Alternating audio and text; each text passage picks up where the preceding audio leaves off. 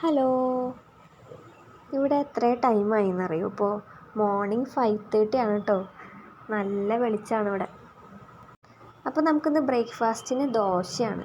അപ്പോൾ ഞാൻ ദോശ ഉണ്ടാക്കാനായിട്ട് കിച്ചണിൽ വന്ന് നോക്കിയപ്പോഴാണ് കണ്ടത് ഫുള്ളായിട്ടത് പൊന്തി പോയിട്ടുണ്ടായിരുന്നു. താഴെയൊക്കെ നന്നായിട്ട് പൊന്തി വന്നിട്ടുണ്ടായിരുന്നു. അപ്പോൾ ദോശയ്ക്ക് അരച്ച് ഇങ്ങനെ പൊന്തി വരുമ്പോൾ നമുക്ക് സന്തോഷമാണ്, പക്ഷെ അത് ക്ലീൻ ചെയ്യാനായിട്ട് നല്ല പാടാണ്. എനിക്ക് ഭയങ്കര മടിയുള്ള കാര്യം അത് ക്ലീൻ ചെയ്യണത്.